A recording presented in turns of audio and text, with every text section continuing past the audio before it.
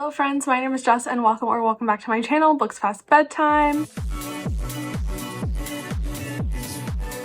In today's video, we're going to be doing my January wrap-up. So I'm here to talk about all of the books that I read in January, as well as some reading stats for the month. And so that's all I have to say. Let's just jump right into it. Okay, so here is a little bit of a January overview. So I did read 16 total books in January, which is pretty good. I'm trying to read 200 for the year. I was hoping for 17 because I have to read 17 books for 6 months and 16 books for the other 6 months in order to hit 200. So technically I'm on track with reading 16, so I'm not going to beat myself up too much about it. Pretty much on track. Would like to be ahead, but I'm on track.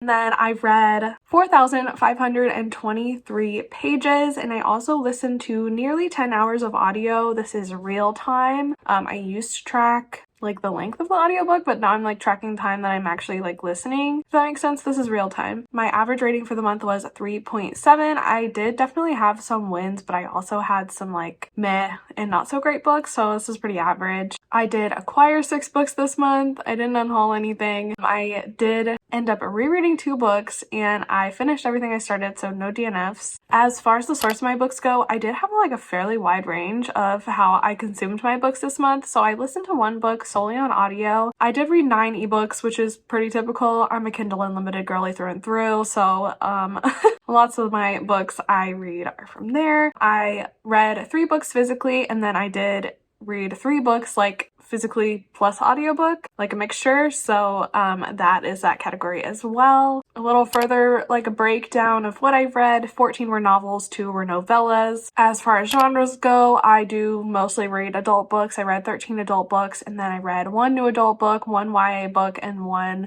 middle grade book to kind of round out my reading. Here's a little bit of a closer look at my ratings across the month. I did have 1 1-star book this month, unfortunately, which is such a bummer. I had 2 books that I gave 2.5 stars, also had 2 books that I gave 3 stars. I had 3 books that I gave 3.5 stars. I had 3 books that I gave 4 stars to, and then I had 5 books that I gave 5 stars to, which is a little inflated because I did reread 2 books this month that were favorites. As far as genres go, this is not a super interesting stat. 13 of the books that I read were romances. I did also read 1 contemporary book, 1 horror book, and 1 nonfiction book. And my breakdown of fiction to nonfiction: 15 books were fiction, 1 book was nonfiction, which is 6% of my reading being nonfiction, which, you know, I'm not gonna read too many nonfiction. If you're on my channel for nonfiction book recs, you're not gonna get very far, sorry. I also do want to talk about my diversity stats because, of course, diversity is very important to me in my reading. I specifically read pretty much exclusively queer books and try to look for intersectionality in my books as well. And so I did read 5 diverse books this month. That means books that were either written by or featured a main character who was a person of color. And then 14 of the 16 books I read were queer. 8 books I knew were own voices. That could be higher, could be lower own voices, as we've discussed before. Kind of a weird system to use unless the author claims that title. Like it kind of relies on assumptions and things. I'm not super worried about that, but I do track it when I know what it is, just because there's a place for on this spreadsheet. So that means 31% of the books I read were, I guess, I don't know. I'm not sure if I'm tracking this correctly, but basically 5 books were intersectional, 14 were queer. That's the crux of the issue, I think. And yeah, those are all my reading stats. If you're curious, the shortest book that I read this month was The 3 Miracles of Santos Socorro by Sarah Black, and the longest book I read was House of Leaves by Mark Z. Danielewski. All right, let's go ahead and just jump into talking about the books. So I did rank all of the books that I read this month. I'm going to start with the worst book and go to the best book. I just think this is a fun way to present the information. If you have other ways you prefer, feel free to let me know, but that's what we're going to do today. So let's go ahead and jump into it. The worst book that I read this month, my 1 star, was The 3 Miracles of Santos Socorro by Sarah Black. This book, like I said, I gave 1 star to. This is an adult Christmas romance, question mark. It's a novella. It was only 73 pages, which is why I finished it, even though I didn't like it. If it was longer, I'm sure I would have DNF'd it. This book was just really weird. I am reading it for a secret project in the future. Like, I probably would not have read this book on my own, and I regret reading it, basically.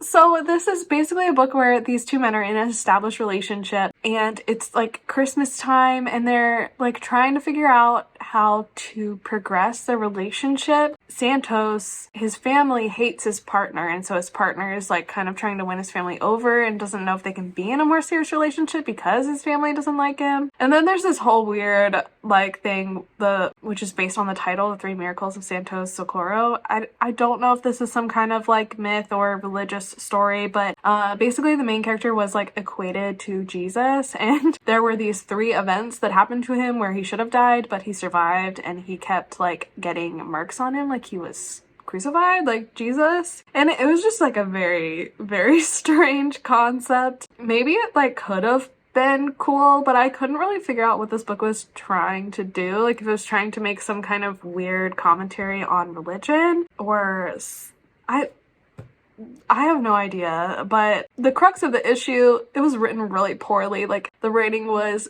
very amateurish. It was very difficult to follow. It was very much like tell and don't show. I did not find the characters lovable nor interesting. There was also this weird, I forgot about this, there was also this weird like subplot of Santos like being into masks like sexually, and then he made his partner an ape mask because his partner got really offended because he was like, oh, he just sees me as a hairy lug. But really it was like, oh, apes are like protect. It was so weird. Like, I'm not here to kink shame. Masks, sure, whatever. It was just really weird, the presentation of it and the way that everything played out. It was so bizarre. It was so bizarre. And like, these are like really big topics to like tackle in 73 pages, and like doing all of this together, it just was a mess of a book. It was just a mess, and I did not enjoy reading it. The next book I want to talk about is, whoa, almost dropped it. The next book I want to talk about is Stars in Your Eyes by Casey Callender. I was really excited to read this because I thought I would really enjoy it. Casey Callender for me has kind of been like a hit or miss author. I really loved King and the Dragonflies, their middle grade book. It was like one of my favorite books ever the year that I read it. I loved it so much. They also are the author of Felix Ever After, which is a YA book about a trans boy. That book was just too like messy for me. I don't know. It was just very like dramatic, and I didn't really like the characters, and it just didn't work for me. But this is their like adult romance debut. I thought that it was gonna work for me, but it ended up not working for me, and I think for reasons that are more personal to me than to the book and the author. This is another romance. It is between 2 black guys in Hollywood who start to work on this movie together. One is kind of seen as like the golden boy of the industry, and one is seen as the bad boy of the industry. They don't really like each other, they don't really see eye to eye, and the movie starts getting bad press because of this. So the like producers of the movie are like, okay, you guys have to pretend to fake date to like get this movie up off the ground. And so they like reluctantly agree to it, each for their own reasons, and they start to fake date, and then real feelings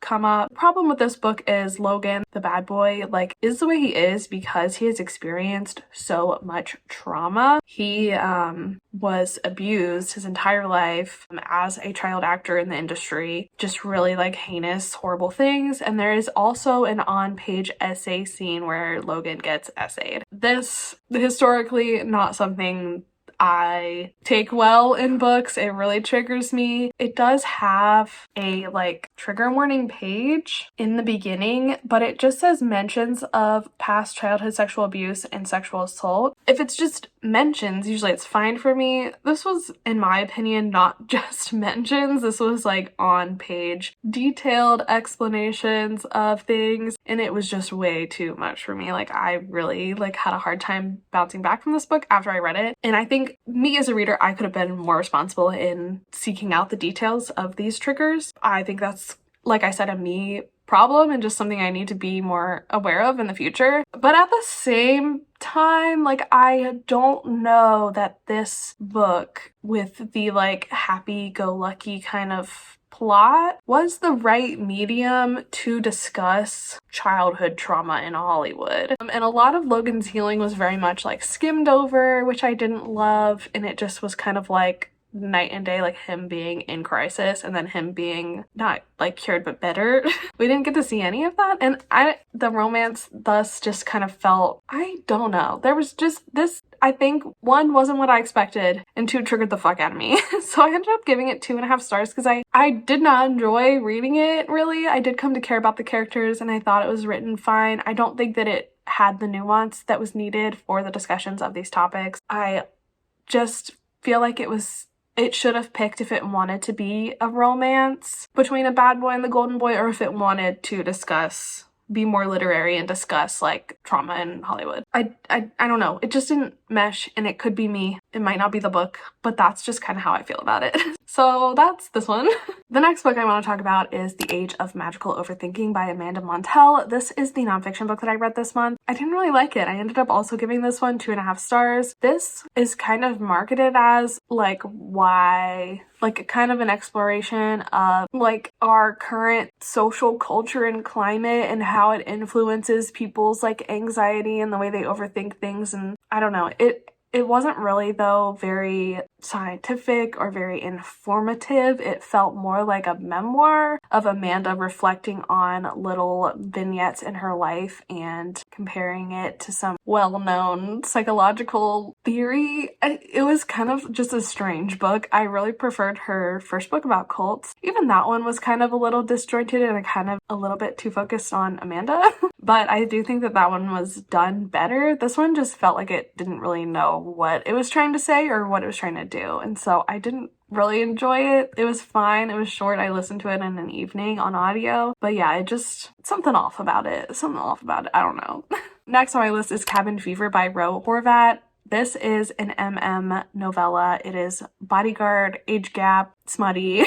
Obviously, it's Ro Horvat. I gave this book 3 stars. This was one of Ro's like earlier works, I think, and it was really interesting because I have pretty much exclusively read his books that are like ABO dynamics, not just like a contemporary romance. There were similar sexual themes and kinks, but it was definitely different, which was just interesting to read about. And I could also tell that it was like an earlier work because it really felt like he hadn't like hit his stride in his writing yet. There was a lot of like, again, telling and not showing, and it was kind of like rushed. I feel like with Ro's books, he writes some of like the smuttiest shit I've ever read in my life, but I do like them a lot because I feel like the relationship dynamics are really good and there is so much like chemistry and there is like a like suggestion of a plot, and I feel like this book just didn't have that. It was like just exclusively like interactions between the two characters and there wasn't really a lot of explanation. Also, I did think that the love interest was kind of cold, the bodyguard guy. I love some aftercare and I don't like running out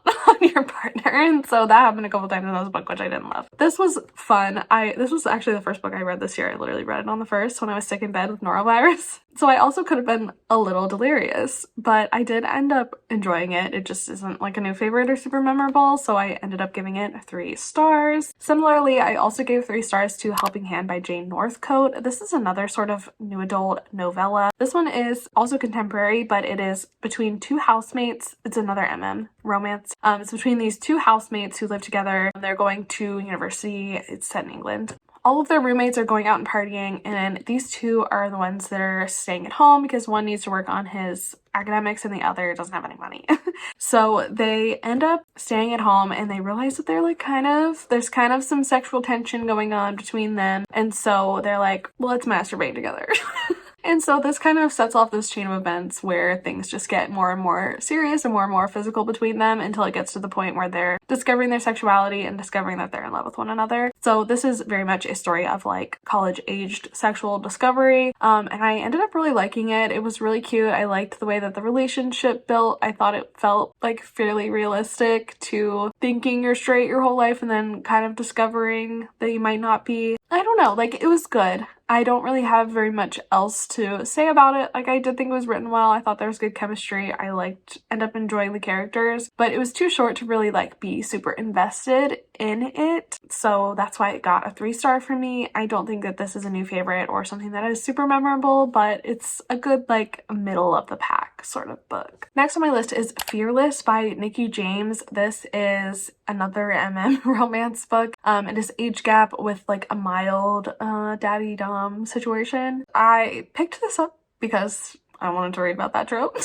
This was a book that I found like on Reddit recommended as people's favorite with that trope that I hadn't read yet. It was okay. Like I feel like it scratched my itch, but I don't feel like it was super good. It's following this kid named Karoo. He's not a kid. this guy named Crew, and he doesn't date, doesn't like relationships, is very commitment phobic, but he has like an instant connection with this man named Max, who actually is widowed. He's like 20 years older than Crew. He sets his sights on Crew basically and is determined to have him, even though Crew is like very scared of this relationship and like getting into something serious, but they really have like perfect chemistry, perfect connection, and so things just evolve from there. I didn't really like this one. I did think that it had like a pretty decent plot for how short it was, and I did come to care about the characters, and their dynamic was pretty hot. I would have liked more scenes.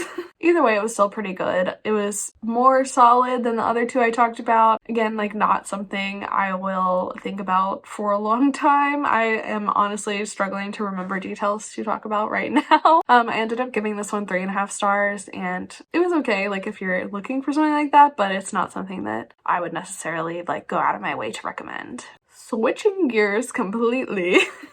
This is a weird thing about talking about queer books and things that I read, because we're going from that to this, which is an adorable, innocent, middle grade romance between a girl and her non-binary friend. Very much different vibes, but I also liked this one, and I also gave it 3.5 stars. So basically, Essie is new to town, and she meets Ollie, who Essie discovers Ollie is non-binary, and when Essie starts developing a crush on Ollie, she starts to question her own sexuality and what this means for her. And it's very much like a coming of age discovery sort of book. They both are 12 or 13. I think they're young. They're kids. It's just a middle grade. And it ended up being really cute. This was like a very quick, easy read. It was really short. I didn't love that the first half of the book was from Essie's POV, and then the second part of the book was from Ollie's POV, but literally the exact same scenes over and over again, just from Ollie's POV. So it felt kind of repetitive and unnecessary. That's why this one ended up getting a 3.5 for me. It wasn't like my favorite middle grade story ever, but I do think that it's a very like valuable story to have. I would love this to be in middle school libraries everywhere. Like, I do think that it also did a good job of kind of educating kids or even adults who aren't super familiar with non-binary identities on some of the like intricacies of it. And it was really nice to see a non-binary kid that was like supported by their family and really taken care of and loved, and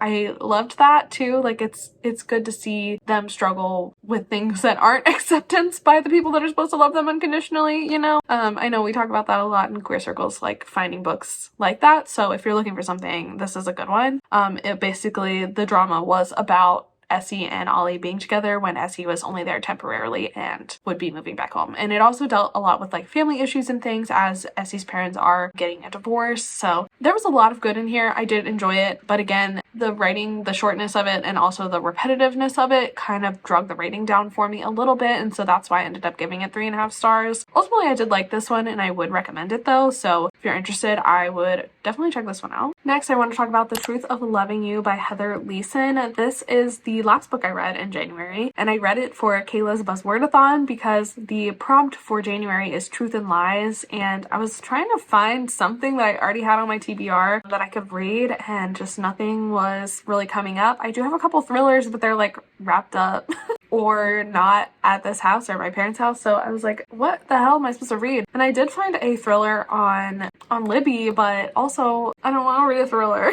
So kind of the whole month, like, I was in and out of Kindle Unlimited, like trying to find a romance book that would fit this prompt, and I was like, I can't friggin' find anything. So finally, on the 31st, I went into the Storygraph challenge for Kayla's Buzzwordathon, and I was like, let me just see what other people have put in here. Like, maybe there's something short that I can find really quick and read for the prompt. And lo and behold, I found an romance book in there, this one. And so I was like, thank God. And I read this whole book on the 31st to meet the prompt for the challenge. Like I said, this is an adult romance book. This is kind of age gap. It's like in Boss's Son romance, which is kind of fun. It basically follows Shane and Cole. Shane is like a high-powered executive. He wants to be in the C-suite, like he's nerdy. And then on chance he meets Cole, who's the boss's son. He's like owns a tattoo shop, bad boy vibes. They have this like instant chemistry and they keep like running into each other, keep being drawn to one another, even though they kind of have this like forbidden thing going on. They decide to kind of try and do something like casual, which obviously evolves into them falling fucking in love with each other. They both are dealing with their own traumas though. Cole is widowed, and is that the word?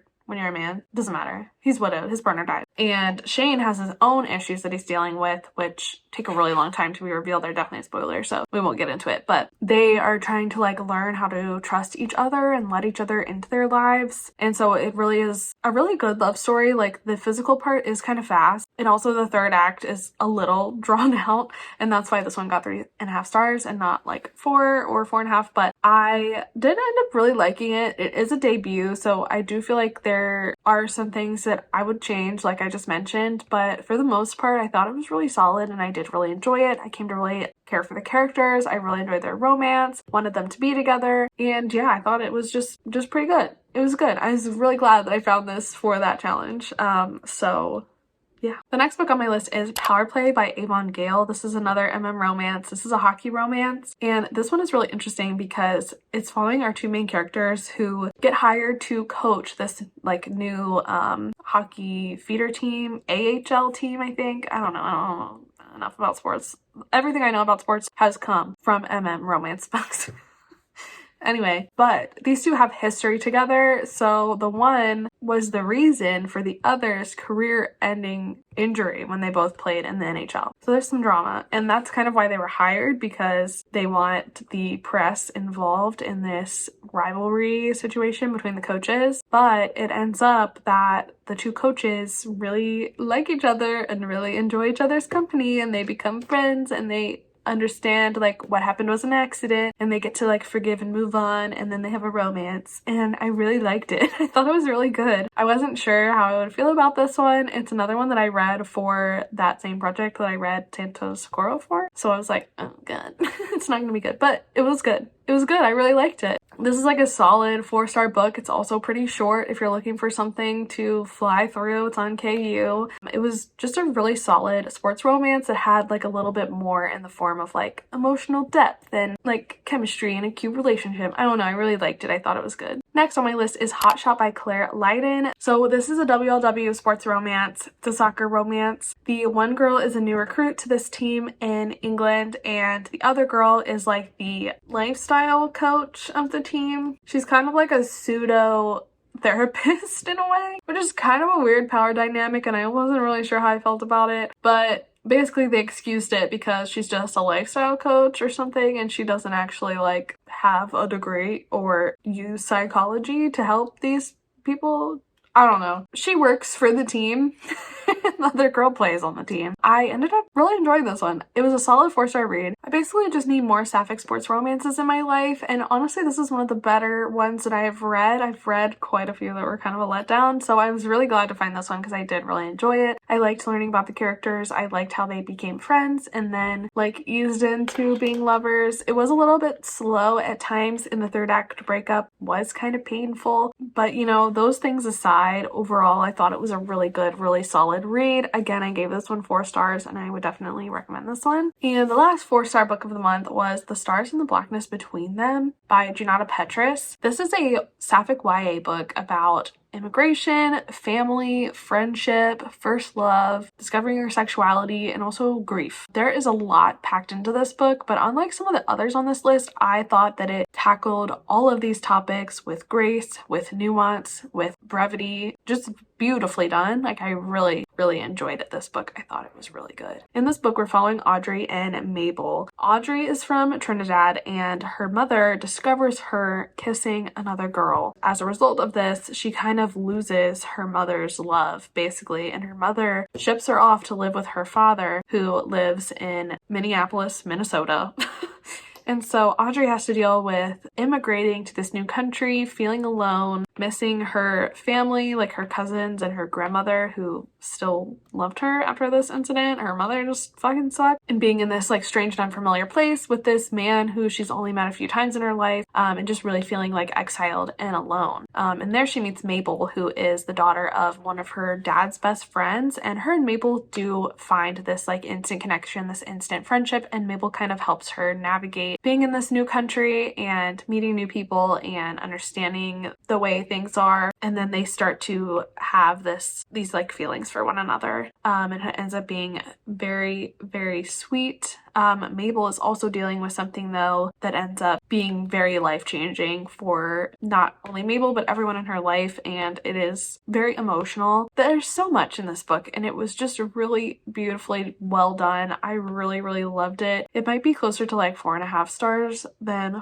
4. I really did think this was like deeply moving and deeply beautiful, and it also had an excellent audiobook. This is one of the ones I listened to as a mixture. I loved it. I really thought that this one was so good. Alright, and before we get into the top 3 books of the month, I do have 2 honorable mentions because I did reread 2 books this month and it feels wrong to rank them first even though they probably are fucking first. But that is Moth and Seraph, both by Lily Mayne. These are books 5 and 6 respectively in the Monstrous series by Lily Mayne. And with everything going on in the world, I really just needed to reread Moth. Moth is one of my favorite books of all time. If you're new to my channel, I have read this book probably 5 times in the last 3 years. I love it so much. The main characters, Moth and Charlie. Moth is a half monster and Charlie is a human, and they go on this journey together. It's kind of road trippy. This is set in a post-apocalyptic world where monsters from another dimension have crossed over and kind of created this apocalypse style landscape in the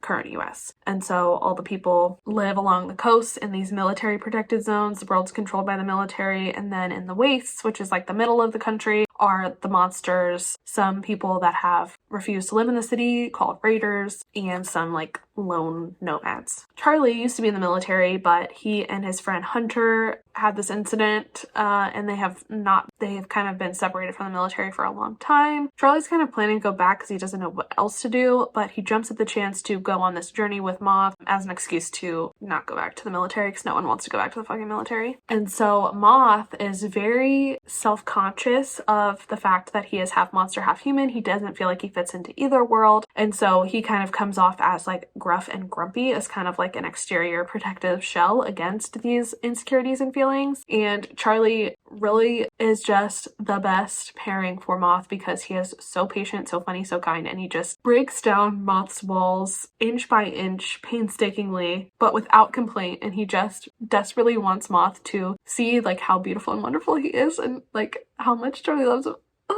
Oh my god, I don't know what it is about these two, but I just love them with my whole entire heart. I just think that they are so sweet together and I just love them. I just love them. I love this book. I love it so much. It makes me so happy. In this current political climate, I needed to reread it. And I'm glad that I did because it was a wonderful experience, and it thus made me want to reread Seraph, which I also really enjoyed. This was actually my first reread of Seraph, and I enjoyed it as well. I thought it was good. Moth will forever have my heart though. But also rereading these books, I'm like, where the fuck is, I don't know if you guys have read the series, but Lily Mayne Lore came out, which is the most recent book, in January of 2023. That was 2 years ago, and we haven't gotten the last book yet. It's nowhere in sight. It's not announced. There's no cover.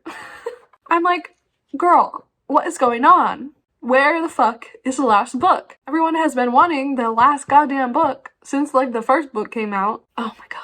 It just made me kind of all angry about that all over again. And in Seraph, also I read the author's note, and I thought it was really funny because she talks in there about how Lore is a novella that she has to put out. That book is 700 fucking pages. 700 fucking pages. The fact that it started as a novella is insane. So just reading that with my current perspective was crazy. But yeah, Lily Mayne, if you're watching this, I know you're not, but if you're watching this, write the last fucking book, please. Write it. I need it. I need it so bad. Alright, anyway, let's move on. The third best book of the month was House of Leaves by Mark Z. Danielewski. I've been reading this, I think, since November, and I finally finished it. And I'm very glad I finally finished it, and I really loved it. It's a 5-star book. If you don't know, this is a horror book. It is kind of like a book within a book within a book. It is very meta. Basically, it's a haunted house story. There is this man who owns this house, and this house kind of has a mind of its own. It's a character of its own. It forms these weird hallways and junctures, and this door appears in his living room, and you open it and it's just this dark labyrinth that has no space-time continuum rules. It's constantly evolving, it's constantly lengthening, it's constantly getting deeper. You can travel in it for like days and days and days and days and days, and then you can turn around and come right back. Like, it makes no sense. And so he's determined to explore this, and he makes these movies about it, and all these people get involved. That's layer 1. And then layer 2 is the story of the man writing the manuscript about this man in his house. And then layer 3 is about the guy who finds this manuscript and is determined to sort through it and actually publish it. And he like starts devolving into madness also because of how the story of this house and this manuscript is affecting him. So he basically like loses his mind while he is trying to sort through all of this and make sense of it. And it's kind of implied that that's what happened to the author of the manuscript as well. So it's kind of just like this layer upon layer of madness. And it is such a fascinating book. It is unlike anything I've ever read before. I've wanted to read this forever because this was definitely made its rounds in like OG BookTube like 10 years ago, more than 10 years ago when I was in high school. And so I've wanted to read it since then, and I'm really glad I finally did because it was just really very, very fascinating. And it's very multimedia too. Like there's pages that look like this. Like there's no words on it. You have to turn it around. There's pages in here where you have to look in a mirror. There's footnotes everywhere. There's references to the appendix in the back where you have to like flip to the back and read like 70 pages in the appendices before you can go back and continue with the story. It is just an experience. It is like a puzzle game in a book, and I love shit like that. I love puzzle games, and so a puzzle game in a book, right up my alley. Even though this is outside of my typical genre, and it's just all about white people, white straight people. I really loved it. I thought it was really good. So if you haven't read this, I definitely, like, whenever you have some downtime in your life, would recommend reading this book. I thought it was so good. My second favorite book of the year, wow, I've only had 1 month. My second favorite book of the month was Gravity by Tal Bauer. Tal Bauer is definitely a very like popular MMKU author, and I just have never read him before, but I'm definitely gonna read more of him because I fucking loved this book. It was an easy 5-star for me. This is an MM hockey romance. It follows Bryce and Hunter. So Bryce is a very like renowned hockey player. Like he's on the all-star teams every year. He's won Stanley Cups. Like he's a very infamous player. And then we're also following Hunter, who is a new rookie, and he never thought he would be invited to All-Star Weekend, but he has kind of caught the eye of somebody, and so he is invited, and so he gets to meet his idol Bryce, and he's like instantly starstruck. But Bryce is also really fascinated with Hunter, thinks he's a really good hockey player, even though he's on this team that never wins. And so he seeks him out, wants to play with him. They instantly, though, have this connection that is beyond anything either of them have ever experienced. Bryce has always known he's gay, but has always very much like repressed it and kept it a secret because he knows he cannot be out in his job in the professional sports world, or doesn't want to. And Hunter is kind of like never really thought about it, but he instantly is very much drawn to Bryce, but also he's all tangled up inside, doesn't know what the heck he's feeling or what's going on. And when Bryce attempts to kiss Hunter for the first time, Hunter's whole world kind of turns upside down. And then it devolves into this crazy story, like across a good amount of length of time, of the two of them discovering what their feelings are for each other, how they can be together in this world that they are in. And it just becomes this really emotional, unique story about finding love and finding yourself and like trusting yourself. Also, it was just a really good story. It was so good. It was really well written. It was very emotional. The characters were so lovable. Their chemistry was insane, and I really loved seeing their journey from like first meeting to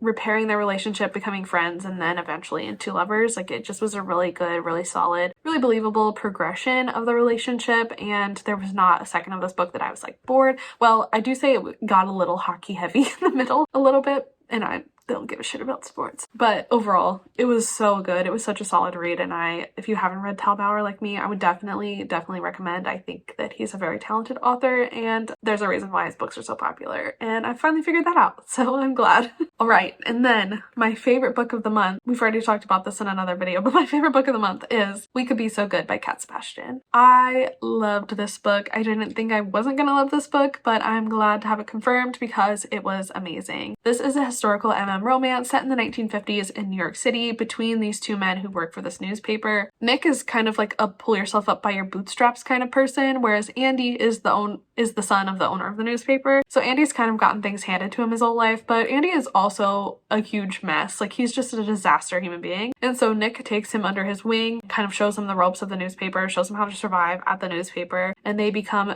very fast friends. Nick is pining over Andy though. Nick is in love with Andy, but Andy is very much like oblivious.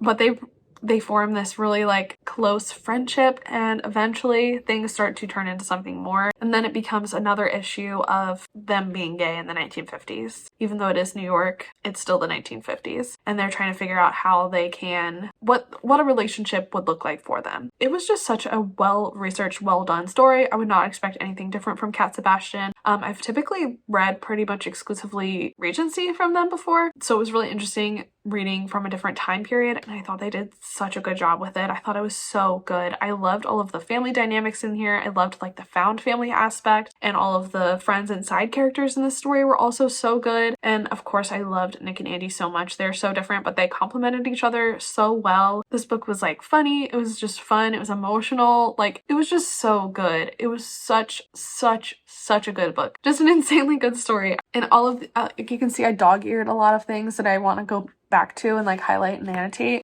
I just haven't had a chance to yet. This is just such a good book. It was so good. I loved it. It made me feel so many things, so many butterflies, so many good things, and also just so many like emotional things. And I freaking loved also Nick's relationship with his nephew. I want to see more from that. I want Nick's nephew to get his own book in the future. I was kind of hoping that's what You Should Be So Lucky is about, but it's not. It's about another person in the friend group. This was so good. I loved it so much. It definitely one of my favorite books of the month, and probably will make it all the way to one of my favorite books of the year. All right, and that is everything that I read in January. That is my January wrap up. So thank you so much for being here, for watching this video. I really appreciate it. If you're interested in any of these books, I will have them linked in the description. These are affiliate links. No pressure to buy through them, but I do get a tiny commission if you do. They're just there for your convenience. No hard feelings, no pressure. You can also follow me on all social media. I have those links in the description. I am on Instagram, Goodreads, and Storygraph, and that's about it.